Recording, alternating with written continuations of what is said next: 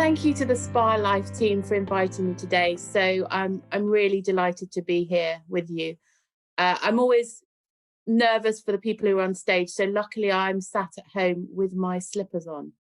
But I've been asked to speak about barriers to change, our barriers to innovation, and have we lost the inability to truly innovate our modern spa for future generations, or is there still hope? And I'm going to take you through my thoughts. And just to give you a little bit of background, I've been in the industry for over 30 years, trained as a therapist, worked as an operator, and then worked for several amazing spa brands and managed to travel all over the world globally. And I think that really garners lots of innovation and thought-provoking ideas. So I think the fear of change, we're constantly and currently facing some of the biggest changes in our life right now, and we must learn from this. And before I go into the detail of innovation, I just wanted to take you through some of the history and just to actually flag that I think there is hope. So I'm ultimately a positive person, so I want to start with a positive view. And life is currently so uncertain, but through some of our most difficult periods in history, we have managed to innovate and energize our industry. So from the Greeks inventing spa, where it was a social habitat to today, and when everything that COVID has thrown at us, we'll come out of this stronger, robust, and more agile. And if we are able to change and adapt our business models, it will be successful. My thoughts and learnings are really about history, community, adapting, and really the future. So just to actually give you a bit of highlight on that slide, the image on the left is an illustration of a Greek spa, where it all started. And the image on the right is a TP at Bamford. So when COVID struck, we wanted to take some of our modalities outside. So we did yoga and we did workshops when we could. So when we reopened, we had an outdoor space, which was quite innovative. So the real history of spa, actually, this was quite interesting because I did know a bit, but not all of these facts. So the Greeks were the first to spa as we know it, and baths were found in Knossos in Greece. However, it was the Romans who followed and really sparred to a greater scale and brought this to Britain in 43 AD. They actually developed aquae sulis, which we now know as bath. And they saw it as a social event, a healing event, but also they would have business meetings there as well in the healing waters. But following the fall of the Roman Empire, the bathing complexes they developed fell into disrepair, which I think also there was an interesting point that I really wanted to flag, is that much of what the Romans brought to our society was sadly discounted and forgotten. And these include things like central heating, roads, sanitation, glass, bricks, cement, and we kind of just disregarded it. And I think that's a big learning for us. But then the Tudor reign following banned spa. They deemed it as sinful, and I find that quite amazing. Under Henry VIII's reign, I think it's mildly ironic. However, his daughter Elizabeth, actually, just going back to Henry VIII, I think the reason he banned it was he was terrified of the church, and then hence, obviously, the Church of England was born. My history teacher will be astounded that I actually remember all of these things. But his daughter, Elizabeth I, promoted going to the spa for those in high society and wealth. And she was known to actually take the waters. So we don't actually know whether she went to a spa, but she used to use the waters from Buxton to actually soothe her aching limbs. And I think, again, there is very much a healing thing. We were very conscious of our entire bodies. And as you go through history, that changes and then ebbs and flows as we go back.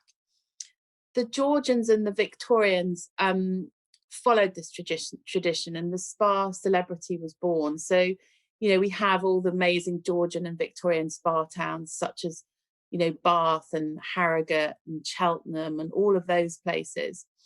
And the spa celebrity isn't just today as we know it, because you often see these features in Hello or OK magazine with someone at some amazing spa. But those celebrities in those days included people like Jane Austen and Oscar Wilde and Charles Dickens and Florence Nightingale. And they were really taking the healing waters almost like a holiday. They would go to Cheltenham and Bath and stay there for quite a long time and almost do it like part of their season. It was for those in high society and the wealthy people. But I think it's quite an interesting concept that they were balancing maybe their excesses a little bit with going to the spa. And then as we go through history, I want to take you into, so, after really the Georgians, the economic depression of the 1930s and what happened next, it actually led to the decline of the spa towns. And previous to this point, a visit to Harrogate or one of the other Bath or one of the other kind of towns could be given on the NHS. However, the medicinal benefits were questioned at this time and excluded from the NHS. It's probably a cost-cutting exercise. But interestingly, something quite amazing happened here was that spa morphed into health farms as we know it. So it was more of a cure in those days. But in 1925, Stanley Leaf, who was a pioneer in the field of naturopathy, he purchased Champneys, I believe, from the Rothschild family and converted it into a nature cure resort, which he ran from the 1930s for about 20 years. And I really feel that was like one of those points in the spa industry's history where we moved on and we became something quite different. This sort of segues into my career, and I actually studied at Champneys College in the 1990s. And I always kind of tell this story because I wasn't highly intelligent, I'll just flag that now, but I'd done my A-levels at school and had a place to go to university. And then at the final hour, actually told my father I didn't want to do it. And he said to me, "You'll never make a success of your life doing this." But actually, I was really adamant that was what I was going to do.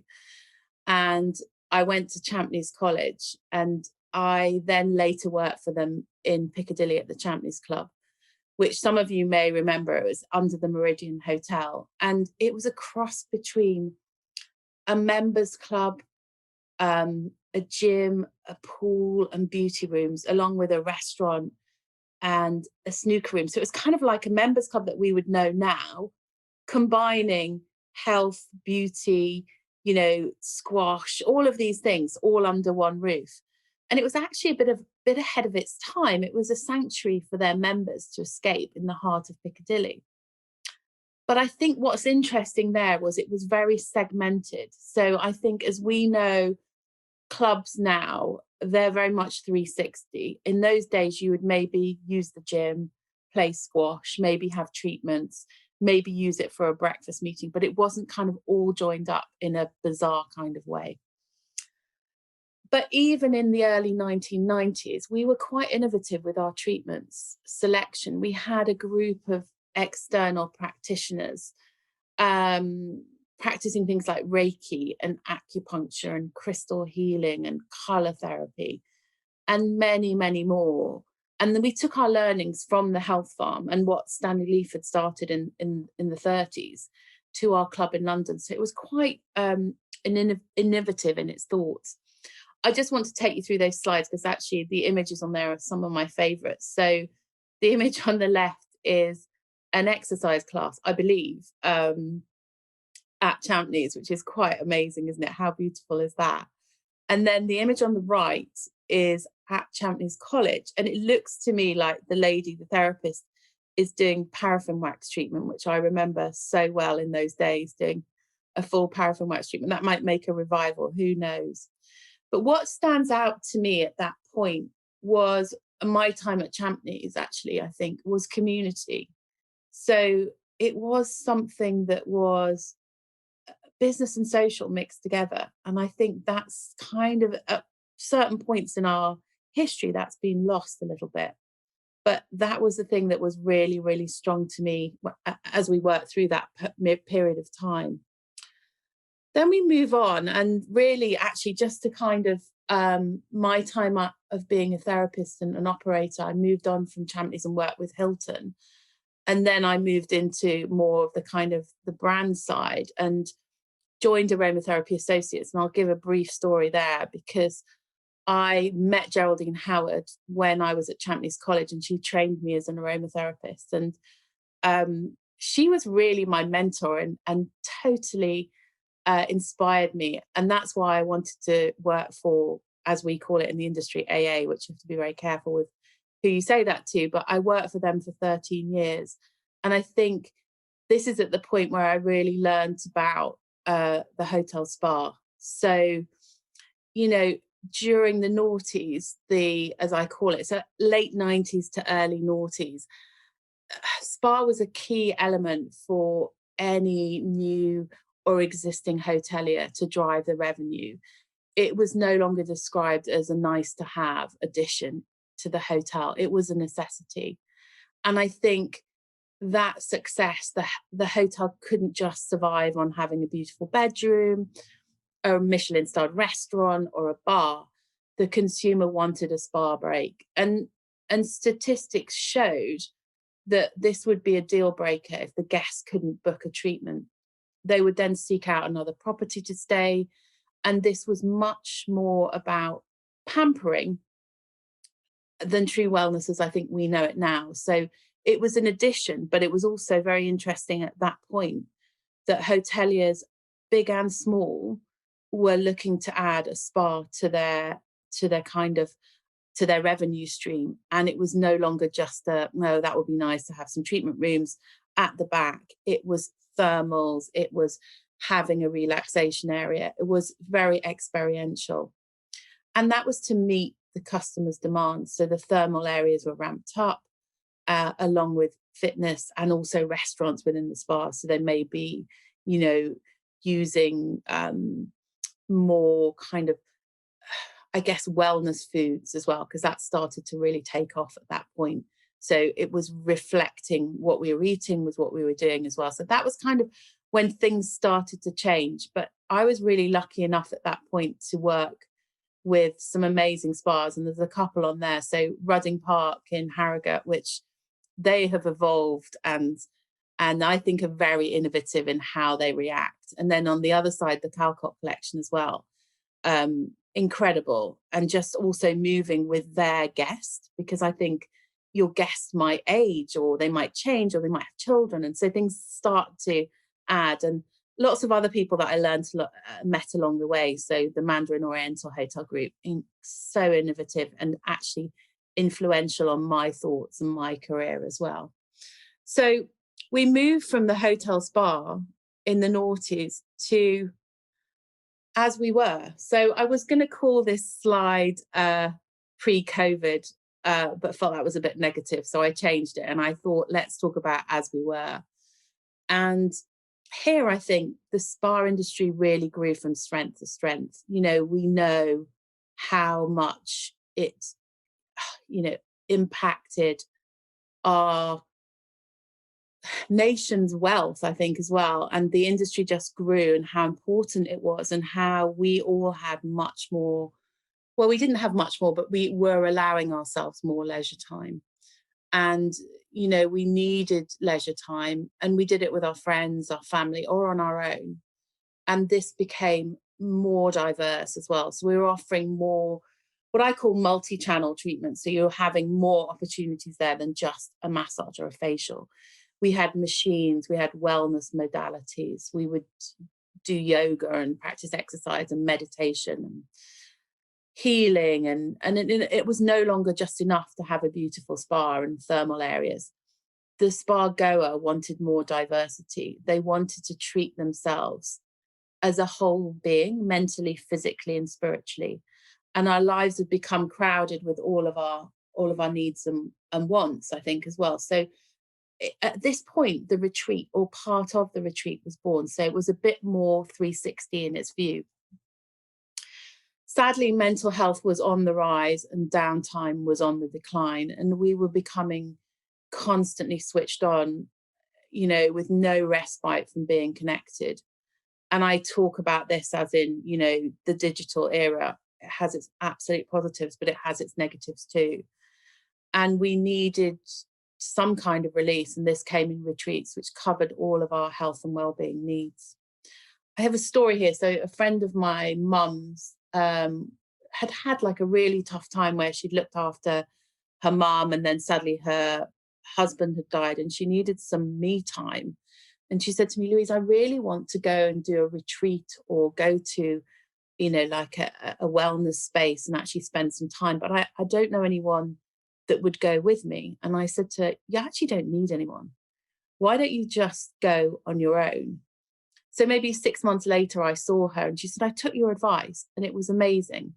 And I think what you learn about that is actually sometimes you can just be on your own. And in those environments, you'll always find someone to talk to or not talk to, depending on what you need.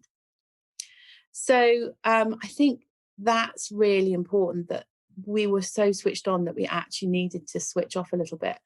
And I always remember maybe 10 years ago, I lose track of time, going to an industry event where they talked about having spas where you could have no connectivity to Wi-Fi. And, at this point, we were talking a lot more about digital detox, which I think a lot of people would be fearful of, or having spaces where there is no connectivity. So you can be just that one. And people find that quite challenging now, but it's good for actually to be able to switch off. So the images I've got on this slide is at Limewood, they did a Camellia retreat. And I think that was, people were starting to look at things like that. And then on the right-hand side, you've got Baden-Baden Brenner's hotel, which is kind of wellness, also medicinal as well. So, these places were becoming on the up. But I think what was also interesting, that it wasn't just the very high end. You had local, smaller retreats that you could just kind of hop onto. I remember doing a weekend one, and I think that, again, was just something that was more accessible to more people. So that was as we were. And I think in that last 5 to 10 year period, wellness became much more of a focal point, and people were looking at it. And then I just want to touch on the now. So, wow, it's been a bit of a roller coaster, and we've had to become more agile and move quickly to maintain our customers. And it's been amazing for how much digital influences our lives. And people have had more time in this COVID lockdown period on their hands, and they wanted to feel well mentally and physically. And just to give you a bit of an example, at Bamford, we really combined some product and class bundles. So that's our image on the left, where we were actually providing at home yoga classes where they would have the accessories so they could purchase it as a block. And then we had, not just yoga, we had sound healing, which who would ever have thought would work on Zoom, but it did. And people were really, really interested. And then we also offered a virtual retreat, which we've done several actually. And we've had over 70 people join them and really find them beneficial. So, and that we're covering nutrition, meditation, yoga, treatments at home as well. But I think when COVID hit the industry, we all believed that in maybe 6 months we'd be out the other side. I was one of those optimists, I have to say. And this is proving not to be the case. And some of the spa operators have adapted. They turn to digital to keep in touch with their customers, offering consultation, treatments, home packs, exercise classes, etc. Even things like QR codes in your window, so people could actually buy from their salon, spa window, which is quite innovative as well. I think what was interesting that I've watched in the industry is that those operators that have jumped onto that have been able to connect with their community and talk to their customers much more than probably when they were operating, because your reach is much greater through social. So through Instagram and Facebook and all of those other things, it's been amazing how many people have reacted to it. And we had to move quickly buying equipment. And it's amazing what you can actually do on an iPhone. It didn't need to be too polished, I think. I think people, you know, we could broadcast from home. We could use Zoom effectively, although I still struggle a bit myself with that. And it's amazing how powerful the digital world can be when it's done correctly. But what we also did learn at this time was when the spa did reopen, we found, for instance, at Bamford, we were fully booked. So the desire for a hands-on treatment is still clearly there within a safe space and with well-trained staff. But I think in this period of time, you know, the operator that has embraced this and moved forward with online. And what I think is that's not actually going to go away either. I think you're going to have a bit of going to see the expert, but also being able to do it at home as well. So I know for me, like, you know, the yoga, I would never have thought of doing at home. It's something I would do in a hotel room. I wouldn't do it at home. I'd go to yoga class. So that's been a great motivator and teacher for me in this moment. So what does the future look like? And again, these are my thoughts. This is what I really think is potentially what's going to happen. So I think wellness and well-being, however you want to coin it, what phrase you want to put it into, the desire is greater than ever to feel well mentally and physically. And, you know, I don't think anyone can deny that. I think we're very much focused on that.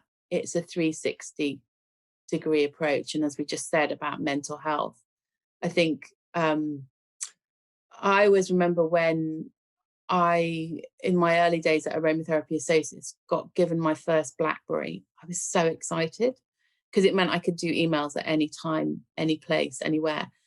Take me forward 15, 20 years, I would happily throw my iPhone out the window sometimes because you're always connected. So I think we do need to learn our boundaries and learn to disconnect. I know there's some amazing companies that actually switch off the emails at 7 o'clock. I dream of that. But I think that's something we need to learn to do. And then community is vitally important. I think we need to feel a belonging. We need to be in the present moment. The need for contact and being in a safe and trusted place is going to be even more important.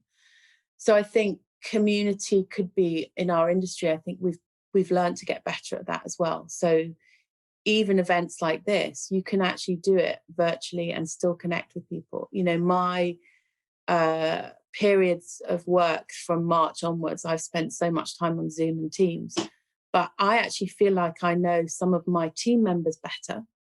I also feel like I know some of my partners better that I work with, because yes, I would go and see them, and I will never say I don't want to stop doing that, because I think face-to-face meetings are vital in business.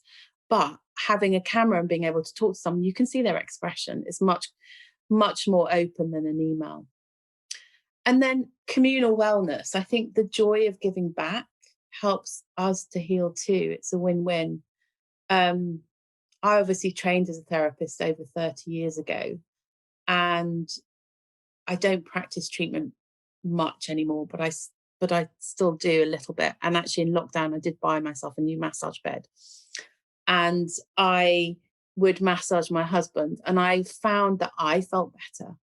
So I know communal wellness, I think, is a key driver. And I think, you know, in periods of time, like we have no idea, this is unprecedented, but the actual time you spend talking to someone and actually just giving a little bit back is incredibly fulfilling and makes you feel well as well. And then conversation. I mean, it's just so important. And I think we need to be more spontaneous with conversation. I've now even found myself messaging a really good friend before calling, like a business meeting. I mean, I would never have done that. You know, before we had mobile phones, you would just pick up the landline and call someone. And if they didn't answer it, they didn't answer it. But now it's almost like you set a time. And I think that takes away the spontaneity. it's good for you. I think spontaneous conversation is good for you. And I've been told that talking to strangers is a preventative measure for dementia and Alzheimer's. I live in London, and I think sometimes you know that you miss that talking to people, strangers, you're in your own bubble. And we've all got headphones on, or we're in our own little, we've got our iPhone connected to us. So we're not necessarily available to speak to someone. So I think that's really important. But bringing that back to our industry, thoughtful consultation is a key to our success. I have always said this, so this isn't something that's new to me, but I never want to feel like a number when I filled out a consultation in a spa or in a day spa or in a salon or a data collection process. I want someone to listen to what I've said and then respond with it. And I think that's about that connection. That's about that community. That's about feeling like we're together. And then change is really good for us. It will test us. And I do think we're going to have challenging times ahead, but it will broaden your business and your customer base. And I'm sure over your years in the industry or in your business, you've heard a story of someone setting out to do something, and then something happens for whatever reason, good or bad, and their path changes, and more often for the better, because it's a learning. It's an interview technique that I have, and I honestly don't know who taught me this, but it's not something I can claim I invented. But when I interview people, I always ask them to take me through their job history. And I always ask for a negative, or maybe I say positive first, positive, and then a negative on each position they've held. Because I'm a great believer that everything you do has a reason, good or bad. It has something, and it will affect you and make you better in the future. So anyone that's sadly been interviewed by me will know that's my process and how I work. And then digital. I think in these COVID times that we've learned that the content doesn't need to be too polished. I think raw content people react quite well to, maybe not too raw, but just talking to our customers and consumers are nervous of anything that's too polished, because I guess of all the kind of social media deals where someone's being paid to sponsor that product. And I think when it's honest and heartfelt, that's what people react well to.